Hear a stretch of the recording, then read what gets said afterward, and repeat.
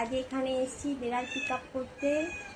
সকাল এটা হচ্ছে শ্যামবাজার ভূপেন বোসের শ্যামবাজার 5 মাথার মোড়ের কাছে। সকাল আজকে এসে গেছে। এই যে পুটিরাম ইনি যাবে, আর এদের আরেকটি বেড়াল আছে, সে ওখানে বসে আছে।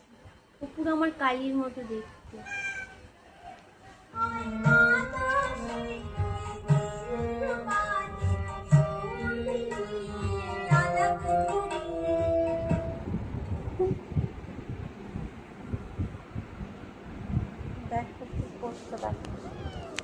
এতক্ষণ ধরে পুরো ঘরে লাফালাফি করে এবার আমার কি হয়েছে,